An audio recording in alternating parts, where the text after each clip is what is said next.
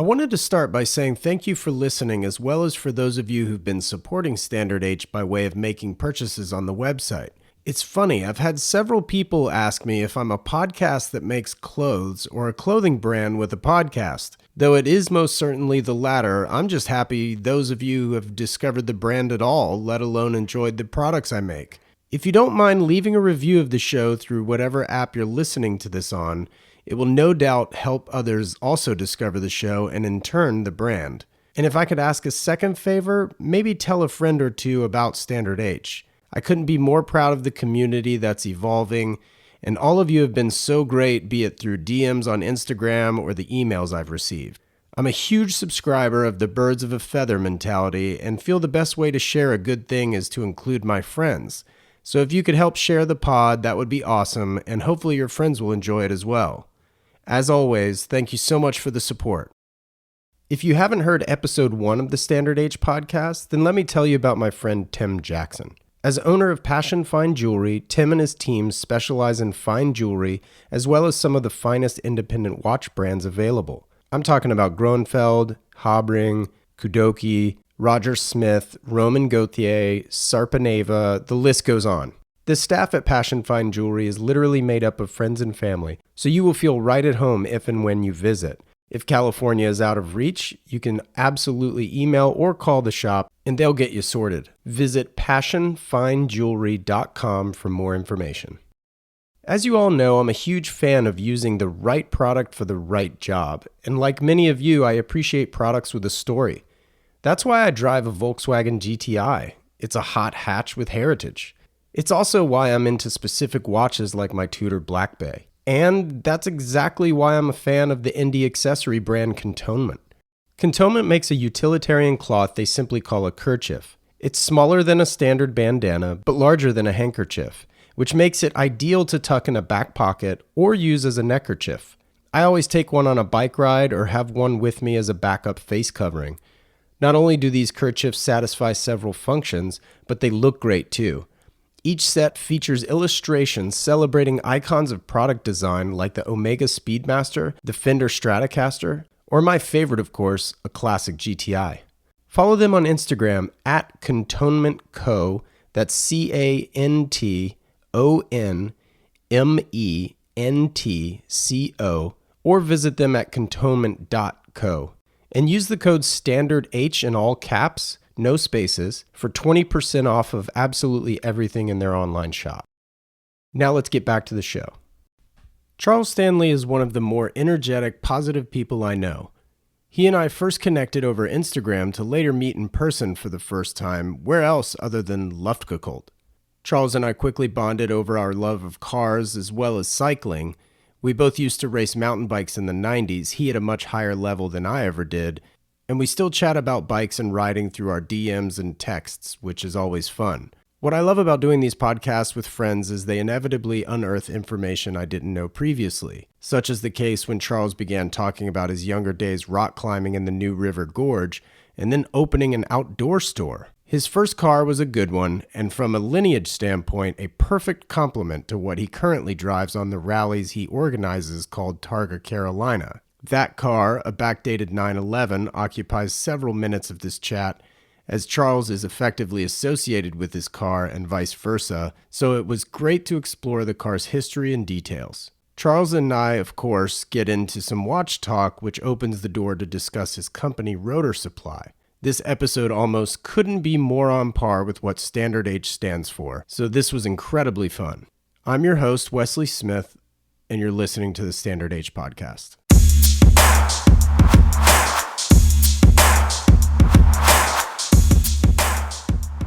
Mr. Charles Stanley, thank you for being on the podcast. Yeah, happy to be here. Happy It's for good to you see to you, be man. here. I know, here in Raleigh, North Cackalack. When did we meet? We met at Luftgekühlt 5 years ago? I think so. For some reason, I thought there may have been something earlier, but maybe that was it. It was the one in Long Beach at the harbor. Okay. Or port, or whatever they call that place. Yeah, that was Luftgekühlt 4, right? Sure. Yeah. Yeah, that was a good one. That was a good time for sure. Actually, that was one of my favorites because they had the beer inside. Yeah, and it rained that morning. Yeah, and, so you got everyone puddles. was bummed, but the photography Yes. with the water was fantastic. I was just about to say that. Like you got the puddles, so you got the reflection. Yeah, dude, that was a fun time. And then I guess it was the lumber yard, the next one, right? Correct. Yes, Ganal Lumberyard. The 4 was kind of that one where the cat was officially out of the bag. 3 was much bigger than they planned at Modernica, but when 4 hit, it was crazy big, and but it was great, and they've continued to be great. It's such a cool static event. I really dig it. Yeah. How did you meet Pat? I think it was more of a social media thing where we were following each other, and I'm a fan of racing, and then we would connect. But really at Luftgekühlt 3, that may have been my first meeting with Pat. I came out with Trevor, and we had a cool wide body green 911, and so I met him at Luftgekühlt 3 really for the first time. That's funny. I was at that Modernica one, and I had heard that it would have been like a cool event. I had no idea the magnitude. I had no idea like the celebrity fanfare. Like that it was crazy. Like it was so much bigger than I anticipated. Even. Oh, I agree. And it was wild because I don't know why I decided to go. That was my first foray into Luftgekühlt. Like Oh, I okay. didn't go to 1 and 2.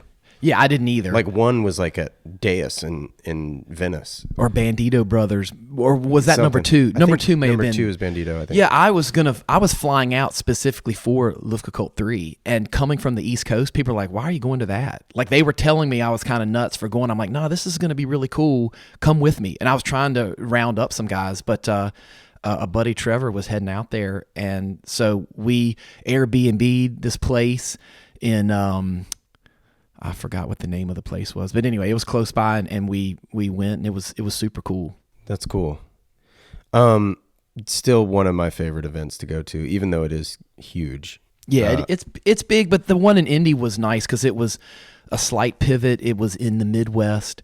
No shame on the Midwest, but it's always fun when something super exciting happens in Indianapolis. So it was cool that it was there. A really neat venue that developed into a great location, and everybody came out. So now you've got guys from Chicago and Cleveland and all these other places that wouldn't be in LA.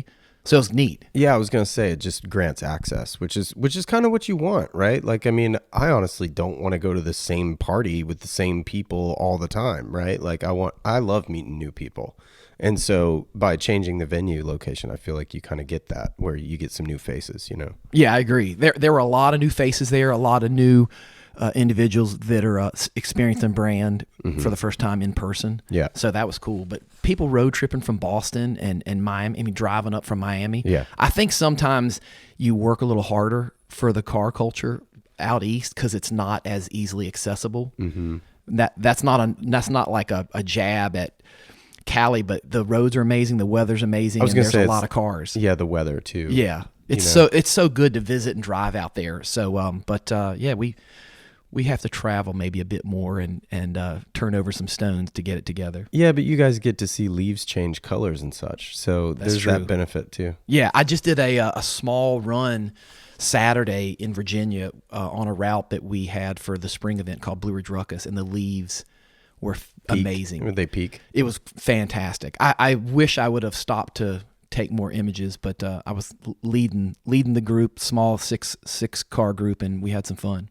Nice, man. We'll get more on the rally front in a bit. Where were you born? I was born in Roanoke, Virginia. I was thinking Virginia. Okay, Yeah. so I should always trust my gut. Roanoke, Big Lick. That's a nickname for it. But yeah, stayed there all through school, high school, and then even would visit back during college. Went to college at Virginia Military Institute. But Roanoke's a cool place. Now, VMI is next to Washington and Lee. Correct. They are actually side by side. Like literally next Literally door. side by side. Like you leave the one gate, and it's a big difference in the culture and the participant at those schools. Yes, that's my understanding. Yeah, and it's fun. I mean, looking back, it was a difficult career in college, but I think I probably needed that. Otherwise, I would be heading to the mountains and going rock climbing and I needed to, if you're not in class, you're in trouble. I probably needed that at that time. Were you a big rock climber? I was really into rock climbing in high school, late 80s. Where also were you a soccer climbing? player. Mostly New River Gorge. And that was kind of when it was getting discovered. So people were putting up new routes, and it was in the magazines, and there were new walls being discovered. So you could go there and put up first ascents and get your name in the route book. And it was neat. So That's awesome. I climbed in high school too, actually. And are you climbing at all now? Like, do you boulder or anything? I don't. I have a pull-up bar that I jump on occasionally, and but I don't do anything right now. But I'd like to do some bouldering. That's so good. It's just great. It's great for fitness, and there's no equipment. You have shoes. You know what I mean? Like, you could literally do it in khaki shorts or whatever. Yeah. Yeah, that's what I like about it. It's just it's super accessible, right? Like, it's very powerful too. I mean, Totally. the bouldering moves you pull, and then you get into the culture. What's funny is I bouldered the hardest when I lived in Florida, and it was all gym. Mm-hmm. But I was going out to these gyms, and I would show up and look at people, and I'm like, man, that's insane what that guy's doing. And then 4 months later, because I was going 3 days a week, I was pulling the stuff they were. And then I did some competitions, and it was a blast. And I was living in Gainesville, Florida. So it was all gym, but it was fun. What took you to Florida? Believe it or not, the North Face sales rep position for Florida, South Georgia, South Alabama. So I moved down there from Virginia thinking, hey, North Face is great on your resume if you're in sales. Mm-hmm. It's almost like the MBA for if you're an outdoor salesman. Sure. And we moved to Gainesville, and I was racing mountain bikes, but you wouldn't think North Face would be a crusher in Florida, but I think the largest ski club in the country at the time was in Fort Lauderdale. So you're selling Denali jackets to college students and McMurdo's, and it was fun. So Florida was cool. That's amazing, man. We're definitely going to jump around a lot in this conversation because we have so many similar interests. Yeah, definitely. So buckle up, I guess. So I know you were a former bike racer because you and I have talked about it, but like, what got you into cycling / mountain biking early on? So the thing that pulled me into racing was I had gone to Virginia Military Institute to kind of play soccer, to go to school there. And I found between my freshman year and sophomore year, I traded like a Denon portable CD player for this mountain bike to this guy that was sponsored. So I got a Rocky Mountain Hammer with a RockShox, and that was in 1992. So it was a cool bike. Yeah, so legit. I rode it all summer, just riding for fun. But as a athlete, I went back to school and decided, hey, I want to ride. And I submitted paperwork to the commandant of Virginia Military Institute that my military duty every day was to ride a bike, and he approved it. So if I didn't ride my bike after class, I could get in trouble. Just like if you're on the basketball team, Sure. you have to go To practice. or lift weights. So I was riding, and I'm just having fun. I'm ripping through the woods, loving it. And then several people joined thinking, man, this is going to be great. But what they realized was when I went out and rode, I was hammering. So they came out thinking we're going to jump some trash cans and get dirty. And I would take them on these like painful, epic rides. And I didn't think I was doing any harm, but ultimately the club team shriveled down to basically kind of me. And I had fun all winter, and then I did a race by chance in West Virginia, and it was my first one, and I did really, really well. And during the race, I was dropping my water bottle and picking it up, and I wasn't a local, and I camped out. I actually it was colder than expected, so I wore my wife now, but then girlfriend, I wore her like ladies' tights over my biking shorts so I could stay warm. But that was a blast. And the next spring, I rode all winter just having fun, and the next spring I did a race, and really won by a large margin, so much that they're kind of saying, hey, it's not cool that you were in this category. You should be up.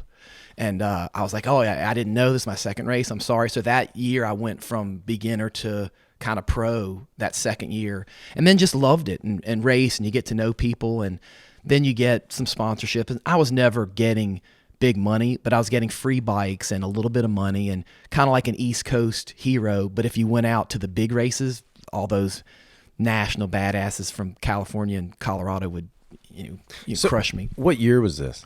This was probably 1993 is when I did that, went from beginner to up. So this is like peak specialized stump jumper, Ned Overend. Correct. Like that whole crap. Missy Giove was on Ned the scene. Overend, John Tomac, Rishi Graywalt, the Europeans. Like then the U.S. had a stranglehold on it, but the Europeans through cyclocross were starting to come in. Thomas Frischknecht and Henrique Journice and all these people that were cyclocross national champions. Yeah. So they start to coming in. And then also in 1996 was the first year mountain biking was in the Olympics. So it was getting tons of attention. People were leaving road biking, getting six-figure contracts in mountain biking. Right. And everyone was throwing money at mountain biking. There were parties after races where you'd walk away with crazy amount of swag and big box trucks. Think motocross now was cycling in the 90s. Huge categories, so you could win money on a Sunday in North Carolina in the pro class. So it was great. It was fun. So were you a good student? I wasn't a good student, and it was more of high energy, wanting to just get out, and maybe it was interest, because there are certain things that, like in history, I could focus down in, and I was really into what was happening in this war or something, but math was a challenge, and I was definitely class clown, always ready with a comeback, and I was never mean or malicious, but definitely loved to get the class laughing out loud and distract the teacher. And I was the same way. Yeah. That's amazing. So I feel bad because I was a nice guy, but I just wanted to, whatever you said, I had something to say, and then like seven people around me would just laugh out loud. And then that's kind of my middle school and high school. Yeah. What did your folks do? My dad was a social worker for the Veterans Hospital for like 35 years. So he'd go to the Veterans Hospital and do social work. And then my mother was in sales, but she left early in my youth. I think I was maybe 8 or 9. They divorced, and she left. So she kind of went out of the picture. Interesting. So single working dad, parent, 5 brothers. I'm the youngest of 5. Oh my God. I had no idea. Yeah. You can tell I'm like the youngest kid personality, like fighting for that attention Oh, wow. That's interesting. So are you still close with your brothers? Yeah. There's definitely, with 5, there's an age difference. The oldest is 15 years older than myself. Right. So the youngest, besides myself, he and I were close because we did everything together. And then he's my babysitter, my foster dad when my dad's at work, kind of thing. So yeah. Right. Did you work in high school? I did. I needed cash to go get carabiners, basically. And so I got a worker's permit at 15 so that I could start making money at Harris Teeter. Minimum wage was $3.35. And I had my dad sign paperwork so that I could work before I was 16. So were you bagging groceries? Bagging groceries. Yeah. Bagging groceries. And then they wanted me to be a checkout clerk, and I wasn't into it because I just like bagging. But then it was funny because the culture of a high schooler at a grocery store, you'd go back where they're stocking stuff and punch your hand through like a Charmin towel thing because it's soft, but it just feels so good. And then you're just laughing at everybody that checks out. Right. It was fun, and then I got friends. Once I got a job there, I got them jobs there. So there's like 7 of us, a crew, bagging groceries at Harris Teeter, just looking at each other, laughing, and it was good. So what did you like about bagging groceries? Because like I self-proclaimed OCD, so like for me, I would be all about that process. It's like Tetris. Yeah, building the bags is great, but for me, it was just I can make money now to go do whatever. So I wasn't in love with bagging groceries, but they said, we'll hire you. And I said, I'll take it. Right. And luckily, maybe 4 months later, I turned 16 and I had like an old 68 Volkswagen Bug. I was going to ask you what your first car was. That was my first car. So I was rolling to Harris Teeter in the Bug, and then I'd go bag groceries. And if you think $3.35, that's not a lot, but I'm like, hey man, every hour, that's like a carabiner. Well, yeah. And what did gas cost back then? It was like $1. Yeah, $1. Maybe it was like 89 cents or 119. Right. But it was good. And actually, I got a job. A summer camp offered me a job at like a scout camp. So I went in and I was like, hey, I'm going to do the summer camp thing. And they're like, well, if you go do that summer camp thing, you don't have your job? I'm like, all right, see you later. Bye. Yeah, bye. And I didn't get to go back to Harris Teeter, but had fun. So you were buying carabiners, but what got you into climbing in the first place? I'm trying to think. What part of Virginia are you from? So Southwest Virginia is Roanoke. Oh, you said Roanoke. Okay. I think it was like I love to go in this outdoor store called Blue Ridge Outdoors and dream about a Patagonia jacket, a Gregory backpack. Like so you've I'm always a been a product guy. I was into gear, and I wanted a job there, but I was young, and you kind of have to prove yourself. So those dudes were climbing, and I'm like, man, this looks cool. And even in high school, I was reading mountaineering books. I think at one time I was into mountaineering. But it was more of I was into it but never did it, and I didn't have any gear. But then also I think I realized mountaineering, you're just kind of walking through the snow instead of climbing vertical. So I never really did much mountaineering, but got into rock climbing and got a little rock climbing community and just kind of pushed that. Right. That's super cool. So what'd you do when you left VMI for job wise? When I left VMI, my counselor or advisor for the mountain bike team, because you have to have someone on staff, he was a rider also. I said, let's open an outdoor store in Lexington.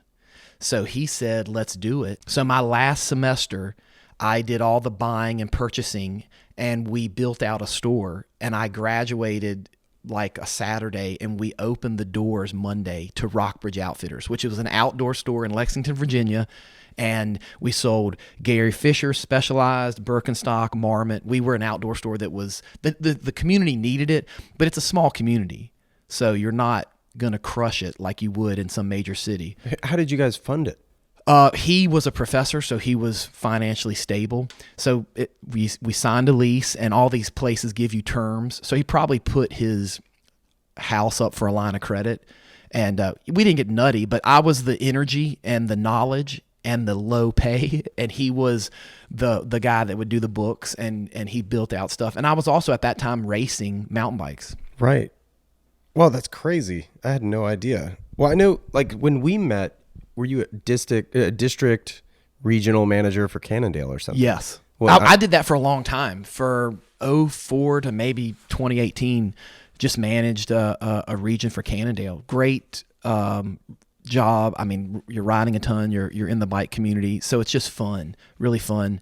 And I did that for quite a long time. They knew me from Racing Pro, and I pursued that for a while. Actually, while I was with North Face, to go into that, and I dug it. North Face, the drawback is there's so much gear, and you have to show that to people. Right. So you're really getting racks and racks of clothing off. After a few years, it definitely wore on you. Became a grind. Whereas the Cannondale thing, you're looking at a catalog, and then you look at some cool gear and you go for a bike ride. And then you do need to write that order, and you need to follow up and take care of people. But right, the account management. You can't bring around 100 bikes to show people. Right. So here's one cool bike, check it out, and then let's write this order. Yeah, I mean, that's what I love about the bike industry, is because it's just like, okay, what I love about the bike industry, which I guess there's several other industries like it in this way, but you really do get what you pay for, in the sense of, if you're spending more money, the product does get better. Yes, you know 100%. what I mean? It's either lighter, more efficient, the shifting's smoother, the braking's better, like whatever.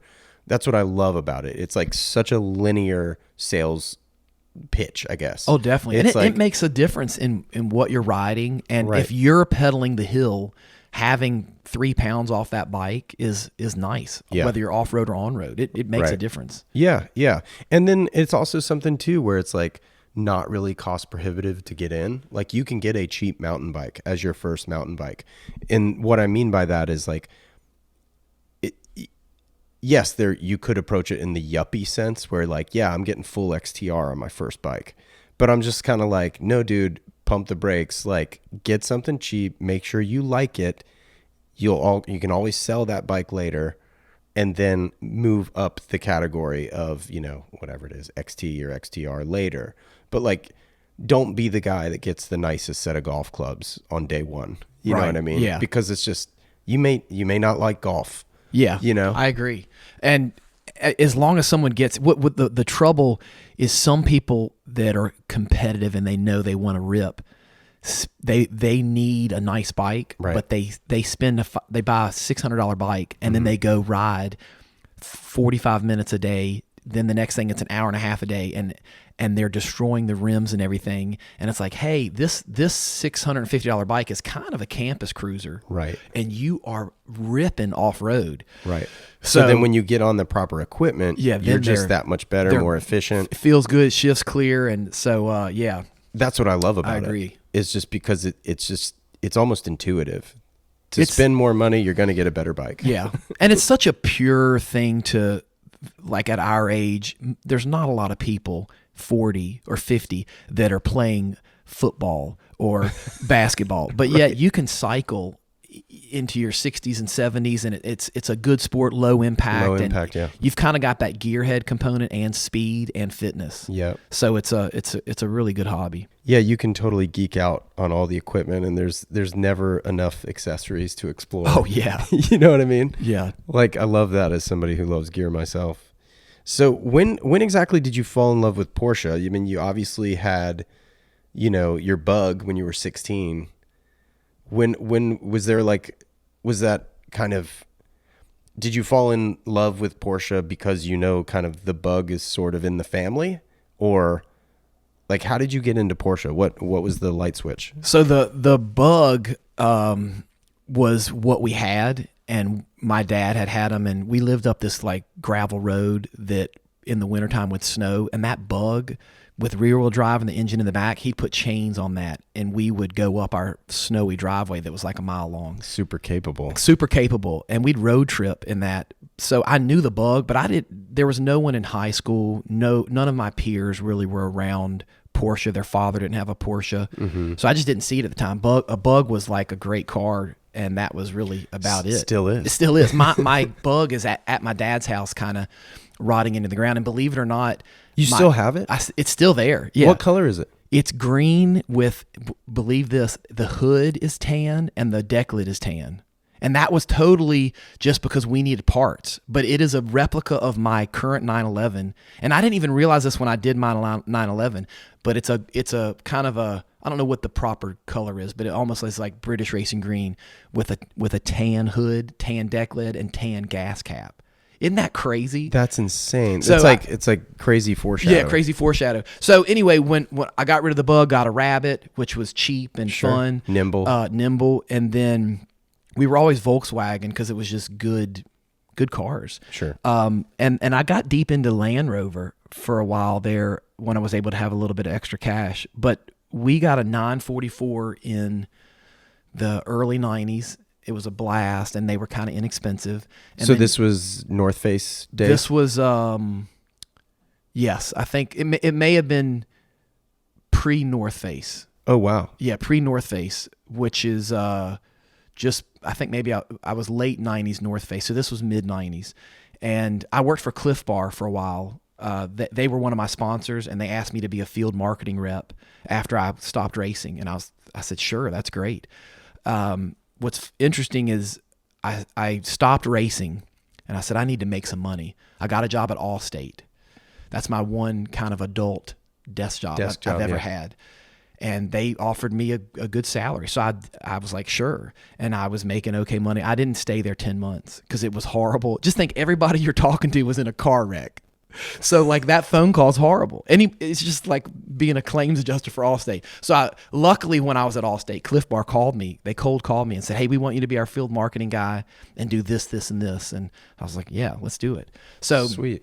Anyway, it was in the early 90s. I got a 944 and loved it. And then we liked it so much that we sold it to my wife's father and bought an upgraded one, the 944 S2. So those cars now, when you really tune those and kind of upfit them with whatever mods, those are like, or at least over the last 10 years, they've been like super popular for autocross. The 944 S2 or just any? A 944S right. In particular, like that engine. Yeah. They're great. And the S2 is a better version than the S. Okay. So it has like the turbo body kit, turbo brakes, but it's normally aspirated and a little bit more horsepower. It's a cool car. I'd snag another one for sure. But then when we had that, we had our first child in 2000. And so we sold that and got something that was a little bit more accommodating to building a family kind of thing. Sure. So I was out of it. Once I sold that, I didn't get another car until 2008 or something like that, a 911. Really? 2009 or maybe 2010, something like that. Yeah.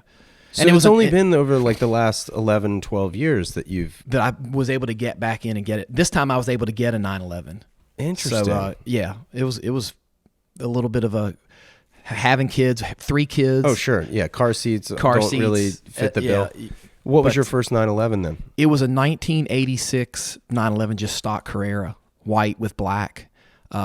Beautiful. Bought it out of Richmond. Great car, and almost immediately wanted to track it. And then once I did a track day, instead of changing things on it, I bought a set-up track car. So I went from 0 to 1 to 2 almost immediately, and then was doing a lot of track days in another 86 Carrera. So you had a second car Correct. for that.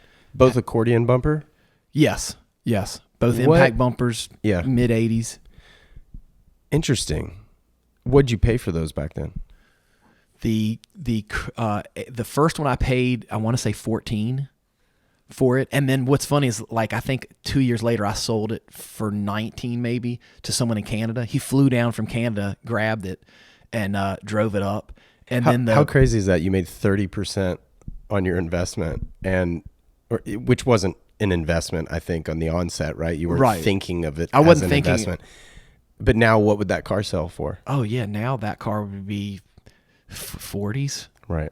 A nice clean one. And then Double. I bought the track car, which was street legal, but it had kind of race seats in it and a rowdy exhaust. And I would drive that so much that I ultimately wasn't using the stock one much.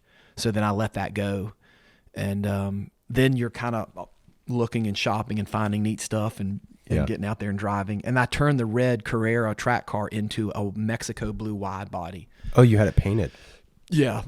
Flared, painted, ducktail interior. And it was super cool. But I had found the one that I currently own sitting at the guy that services my cars, and it was all white and it had been sitting, and a dude was putting the coolest stuff he could find on it, but it wasn't finished. But it had been sitting there a couple years, and I kept saying, hey, I'll buy this. And then one day he was like, yeah, I'll sell it to you. Yeah. Who was doing the work on the blue car? Locally, there's a body shop called Rockies, and they did the full paint and conversion, everything. And then my shop that I've been going to since I bought my white one is called Miller Sport, and it's in Hillsboro. Chuck Miller. Oh, interesting. Good dude. Has been around for a long time. He still services everything. Checks my cars before rallies, and is a solid. He's not the fastest, but he's really, really good, and we've got a great relationship. No, fastest the work meaning, done or driver? Yeah, like in at noon out in June. Know, but he's great, and we joke about it. And as long as you say, hey, I want Chuck to do this, and he's not going to turn around in 24 hours, but he really wants you to be happy. He's thinking about things beyond. If you bring it in for brakes and you might need something else, he's going to notice that and say, hey, do you want to consider this? Right. I think you should. Right. So he's looking out for that client, and we've got a great relationship. So 2 thumbs up for Miller Sport. That's awesome. So the white one is the one that we have today. That one, yes. That's a 71? It's an 85. Like I said, it's an 85? Yeah, it's an 85 backdate. And at the time I bought it, I couldn't afford a real long hood. So what year would it have been if it were a long hood then? If this were a long hood, it would probably be a 71, 72, okay, so 73. that's why I was thinking it was a 71. Yeah. Wow, that's cool. So, all right, so it was white and 85, backdated with the long hood. Yes. So what did you do? You just replace the front bumper, you get a longer hood. So what else is involved in that? What was cool about this one is it was sitting at Miller Sport, covered in dust. It had just been painted. Cool. So it's all white, and the long hood conversion had been done. So where you have to replace the bumpers, the fenders, the hood, and all that stuff. However, there were no glass in it, no carpet, headliner, no seats, no wheels on it, no fuel tank.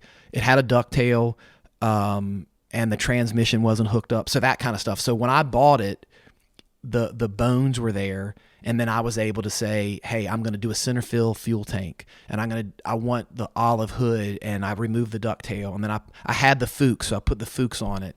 It's got a G50 transmission, which they don't normally have in 85, just a little bit different or more modern than what would come. So I was able to build it out the way I wanted it, carpet kit, houndstooth leather seats, make it kind of my personality. And I was going to say you spec your own car at that point. Yeah. So that was good. The hard stuff, the paint, the bodywork, the long hood conversion, and the engine were all done.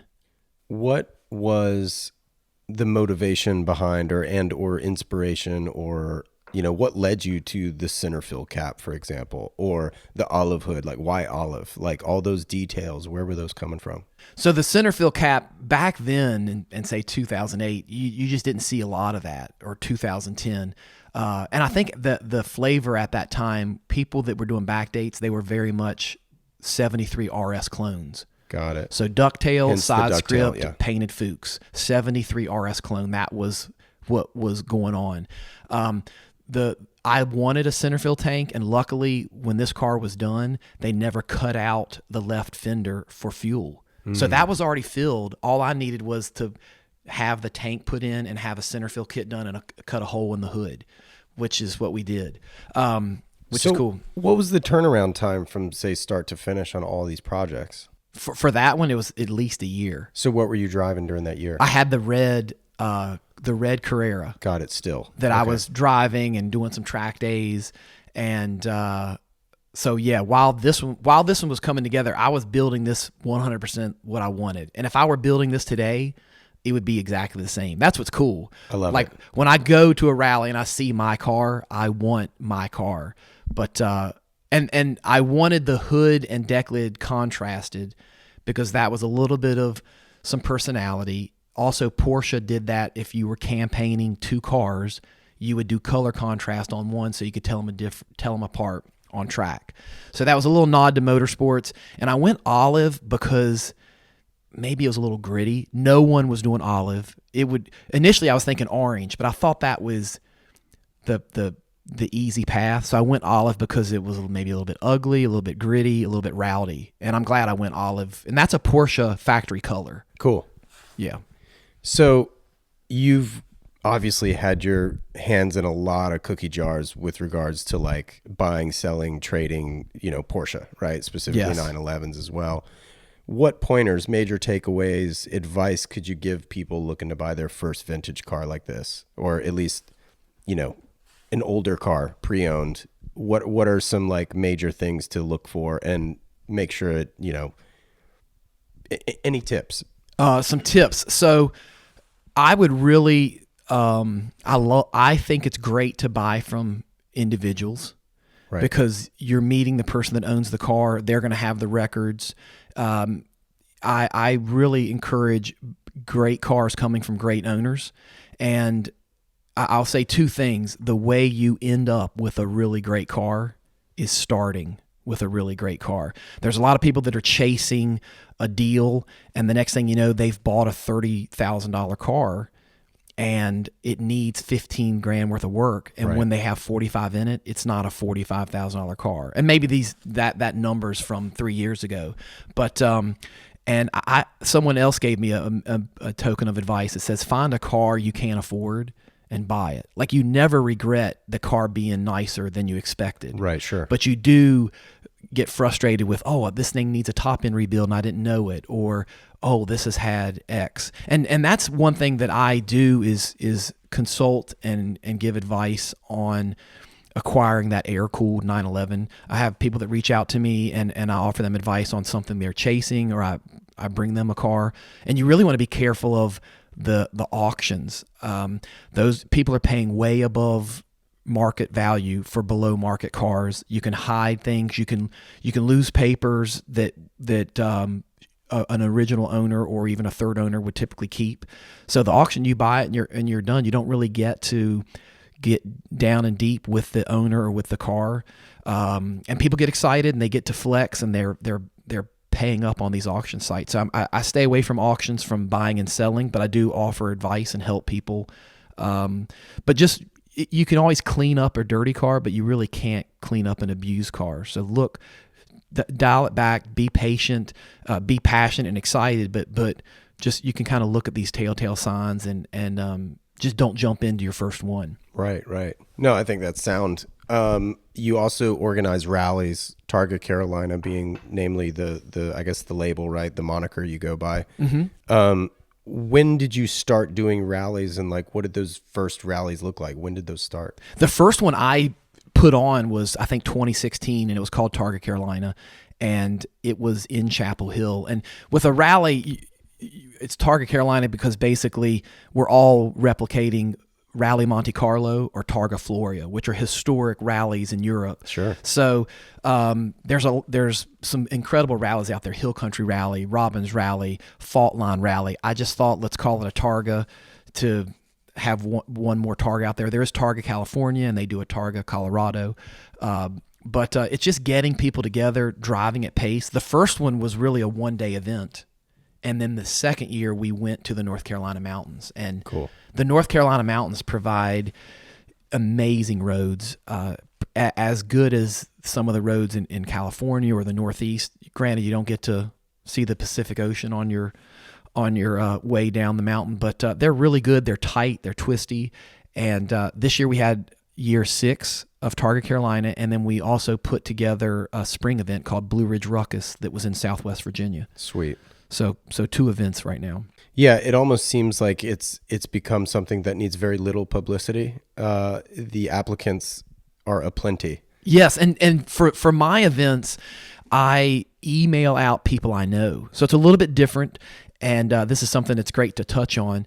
It's kind of like I'm throwing a party and I'm inviting my friends. So I want to get to know more people, but I really want to bring individuals that I know to the gathering that have a great attitude. They're down to drive. They're people you want to have lunch with. So it's not a blank sign up. We really try to bring good energy and run with people that are smart and that want to have fun. Right. I mean, I think that's awesome, because then you're also, it's birds of a feather, obviously, but knowing people and having that relationship also brings a whole litany of other kind of positive attributes to the experience, right? Like, I know Cole Pennington, for example, has been on one of your rallies, and you start talking watches, which we should maybe bring up as well, because we both love watches so much. But it makes the experience more well-rounded, and I think that it sounds phenomenal. Yeah, it's fun. It's fun. They're just really some of the emotions and the energy that you feel out there as adults. I think I've mentioned this before, but it's kind of like your summer camp, or if you and I are teammates on the district soccer team and we win and we're like hugging and we're riding the bus and you feel all that as a 35-year-old, 45-year-old, 65-year-old. There's a lot of people too that leave and they're like, man, I didn't know these cars could do this, and this changes how I want to experience my 911. Yeah. There's a big difference in running at pace with 10 guys that you want to hang out with in the mountains versus a Cars and Coffee where you're parking, you're kind of walking around.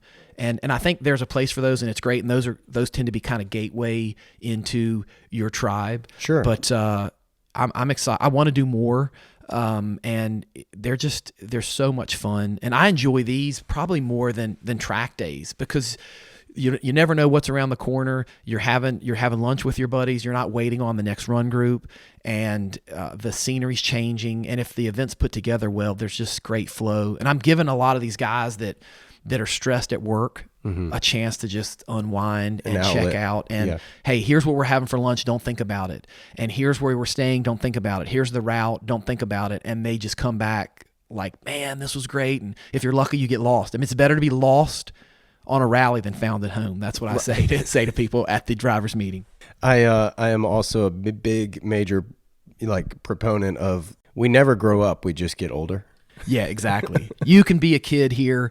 It's just so much fun and goofing off, and just a good group of people. And the cars. The neat thing too is air cooled. It is an air cooled event. It didn't start that way. Okay, so it's specific. It's specifically air cooled Porsches, and it didn't start that way, but it evolved in that way because the cars are so robust. You can drive it all weekend, drive it home, and do it again.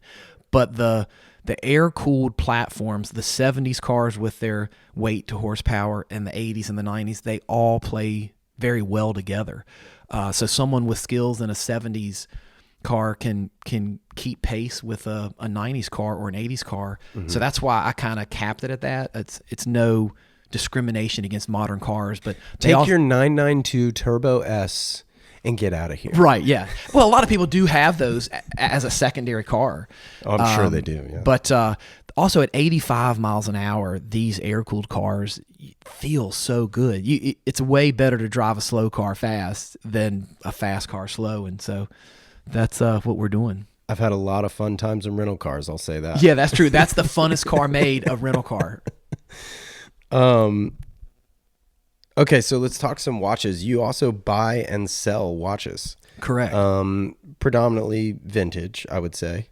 Yeah, and maybe used might be nowadays. There's a lot of used stuff, but it is a lean towards vintage. But so much pre-owned stuff now kind of floats around that you're helping people, connecting people to. When did you get into watches? Man, I've been into watches for a long time. Pre-Porsche? Oh yeah, like okay. Middle school. Yeah, I remember going in, I don't know who's listening to this podcast, but like Brindle's catalogs and Best catalogs, scrolling through those, wanting the Seiko. Best products? Yes. I remember that store so well. Yeah. Behind Crabtree Mall. Oh man, I would go into Best or Brindle's. Or no, that was where Brindle's was. Yeah, Brindle's was behind. Like you gotta be over, I don't know, 40, 45 to know what Brindle's is. But I would look at their watches and try on. And at the time, I was probably chasing like a Casio diver's watch. Yeah. I wasn't even thinking about that Seiko in the corner. Right. Because it was like, it may have been like over $100. I'm like, yeah, I'm not going that. But I was wearing a watch in middle school. And the reason I would get watches is because I would wear it every single day. Mm-hmm. And after 4 months, it would kind of crap out, but it was a cheap watch. So then I would move to like that Timex Vietnam issue plastic manual wind, but it would get wet and crap out. So I kept going up and up and up to getting nicer watches. I've got some cool watch stories. Yeah. Well, share one. What's one that comes off the dome? My first Rolex story is I was in summer school at VMI. And I didn't have a Rolex. I didn't know anybody with a Rolex, but there's a dude that had a Rolex, and we became buddies. And at the time, I had a Volkswagen Cabriolet, and it was like some Thursday afternoon. He's like, "Man, let me drive your car." I'm like, "Yeah, come drive my car." So we're outside of Lexington, Virginia, driving some back roads. He's driving it, and he goes off, and we go hit this barbed wire fence in my car. He's driving it. We crashed the car. We're fine, and so. I'm like, oh, well, at the time, I don't know insurance or whatever. So I'm just thinking, oh, well, he crashed it, so his dad's going to pay for the car. But it's your insurance, obviously, that's going to cover it. But his dad gave me a Rolex Submariner since we paid to fix the car as like a gesture. Like, hey, I'm sorry my son crashed your car. And so he gave me a Rolex Submariner that was used, stainless steel date. So now I'm like this 19-year-old with a Rolex Submariner. I wore it for maybe 6 months, but ultimately sold it to help pay tuition. But how cool was it to get out of a car crash? I got a stainless Submariner. It would have been great to still have it, but at least I sold it to pay tuition to help get me through college. I don't know, man. I just keep thinking how you didn't want to be in school and and now you're watchless.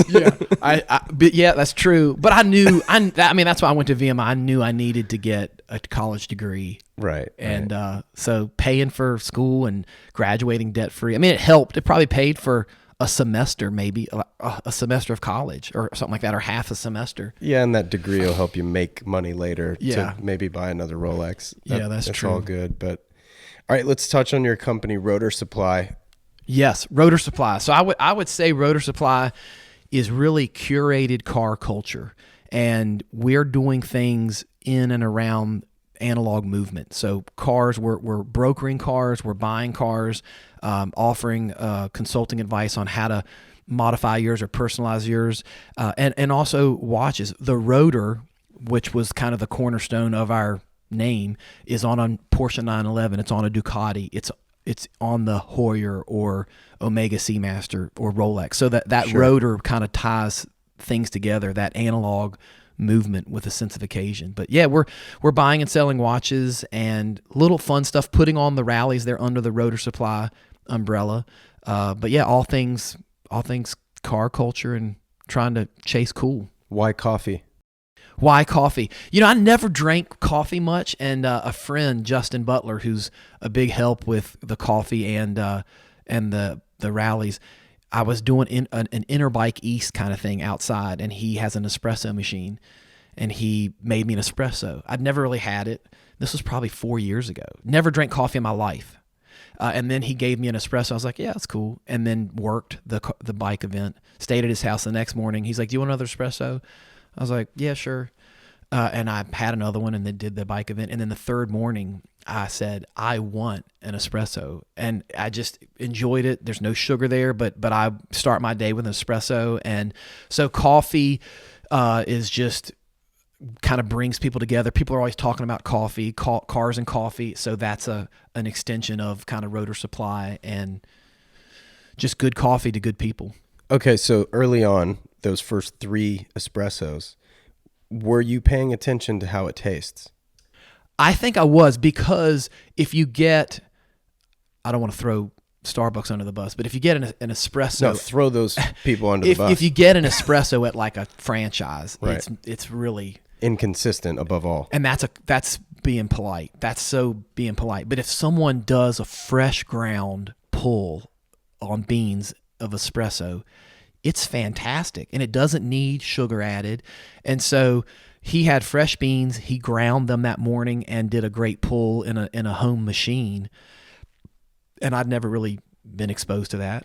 Now, Justin is still roasting beans for what you're selling? Justin, it helps with the coffee. He and I are schlepping the coffee, but he's not the roaster. He helps pick some of the batches, and we it is roasted locally in North Carolina. We have a roaster. Daniel Krenzer is our roaster. He gets the beans and helps with the roasting, and he's got it down. He's the mad scientist that has a lot of experience. He's done it all. He started roasting coffee in a popcorn roaster in his garage, just great. Sampling, and now he's got it dialed. So the beans are fantastic. I mean, it's a big difference than grocery store beans. Yeah, for sure. So is he in Chapel Hill? He is not in Chapel Hill. He's outside of Chapel Hill. Daniel is, and actually Justin's in Charlotte. Oh, okay. Yeah. So do you just call Daniel and tell him the taste profile you're looking for, and then he's the scientist that puts the work into it? I think my palate probably isn't mature enough to say, Daniel, I want this. It's probably more of Daniel saying, hey, check out this Colombia single origin bean. This is a dark roast and it's fantastic, and this might work for you. So whether it's Rwanda, Brazil, Ethiopia, Colombia, Mexico, he has that knowledge, and then I'll taste some and I'm like, oh, this is good. Let's do this. So we have 2 currently, but I think we're going to introduce a third and maybe a fourth soon. Okay, so they're just labeled Rotor Supply Coffee and then Single Origin Colombia. Correct. So that isn't per se like a branded unit that you guys make, i.e. the Pike Place from Starbucks is always going to be Pike Place, right? So you're rotating these beans. There's never like okay, this is our single origin Colombia. This is always going to be single origin Colombia. Okay, so you always sell this. If you go on and you click the Colombia, it's always this. Okay, if you go on and you click what we call our classic blend, right, it's always going to be a Colombia and a Mexico bean combined to give that taste profile. So it's a 2 bean. Yeah, that blend is. This is a single origin. So yes, this is always this flavor. However, there are others that we may introduce, but it's not like this is going to change. Okay. If you order it in January and you order it again in March, it's identical. Okay, cool. Because it's the same bean from the same farm in Colombia and at the same roasting temperature for the same amount of time. Right. All that's done. Right. So you offer 2 varieties of coffee. Correct. Right now we have 2 varieties, and we're looking at adding a third or a fourth, and maybe sassing up our badge. I like that it's simple. Our bag, but also I think maybe it's not dynamic enough. So I'm looking at revisiting packaging so it ships easier. We ship a lot, and we're growing. Everyone that has it says it's fantastic. So I'm getting that feedback from peers just because I'm still relatively new the coffee community. But it's super cool. What is like an initial investment like if you wanted to start your own coffee label, provided you've got the hookup and the friendships to the initial supply investment? It'd be hard to say because we are lucky to have Daniel in our corner. Having an ace, whether you're searching for an air-cooled car, a timepiece, or good coffee, having someone in your corner that's an ace makes a big deal. And it's like that with anything in life. So it's hard to, I don't know a number. I probably should know a number like, oh, it's this. But, and I think we're still evolving. We're going to redo our bag, and that's going to be an investment as well. We definitely need, through the off months of driving, need to invest in ourselves, the Rotor supply and the website. So I guess that partly comes from like, is there a minimum order quantity that you actually have to do through Daniel? Or is he just like, hey man, tell me how many bags you want? Like, is it that casual or is it's pretty casual. And Daniel's owns a Porsche. He's a fan. So he's we're not saying like, I'm coming by to pick up 2 12-ounce bags, because then that's just ridiculous. Right. But so we do put in an order, pick it up, and it's freshly roasted. And then we'll because he's close, we can go back to him every 2 months, and he's bagging other stuff as well. So we're kind of that, if you think about making a t-shirt run and maybe Gap's making 1,000 t-shirts and you plug your 200 t-shirts at the end of that Gap run, we're kind of doing that with the coffee. So it's still locally roasted, and we're utilizing that asset in Daniel to get the beans together. I see. So he's roasting for other people. He's roasting for other people, for himself, mainly for that. They have a coffee shop that they do, actually a couple coffee shops, and so he's serving at retail, serving to consumers, but he's just passionate about the process and the product. Well, let's plug his shop. Where is it? Yeah, it's Alamance. It's Converge Coffee in Burlington, North Carolina. He has 2 retail locations. They do great stuff. It's worth dipping in there. Nice. You still ride mostly? Are you mostly riding road bikes these days, or are you still riding mountain bikes? I'm mostly riding road out of convenience, but I love to get on the mountain bike, and it's a total body workout. There's no fear of traffic. And so probably, as I was mentioning before we went on air, I'd love to hit 500 miles a month, maybe 3 road rides and a mountain bike ride weekly, and 125 miles a week. So I roll into spring with some fitness. My local guys out are going to laugh because I usually roll into spring with no fitness, hairy legs, and I'm just sitting on the back. But I'm going to try to come in with some fitness so that I can contribute before the month of May. I love it, man. So you probably shaved the legs back in the 90s. Do you still shave your legs? Well, if I'm riding a lot and riding hard, I do, because you can get a massage. You can do whether it's an imbrication or a post-ride, and it just feels good. You feel fast. You're kind of all in. Right. So right now my legs are not shaved, but I do think about, sometimes you need that visual cue of an internal commitment, and shaving your legs can be that. Like, hey, I'm all in. I just shaved my legs. I need to ride, or they're going to be like, who's this dude? And I'm already like a pasty white Irish English historic dude. So when my legs are shaved, those are some white legs. They're like, is he wearing painter pants, or is he out there riding? I love it, dude. Yeah. Well, listen, man, thank you so much for taking the time. Thank you for flying from LA specifically for this podcast. I know you had no other business. No engagements. No other engagements. Took the red eye just for this. So what a nod to getting this done. And you know what? Leaving with a single origin Rotor supply bag of beans is only going to help that red eye just become whiter. Oh, yeah. Really? You should just grab a mouthful and chase them with water on the flight and stay up and start the Harry Potter trilogy and try and finish that before you land. Yeah, that's exactly the plan, actually. So yeah. I'm glad we're on the same page. Well, thank you so much for, again, coming out. It's been such a good journey, and just texting and laughing and messaging each other from coast to coast. Yeah, man, it's been a blast. Thanks, Charles. All right, man. Thank you. All right. I'd like to thank Charles one more time for taking part in the show. Thanks again to Jensen Reed and Super Beautiful for always providing the theme track, as well as to Clear Audio for the noise cancellation headphones. Stay tuned. In 2 weeks, we're back with another one. Thanks so much, guys. Ciao.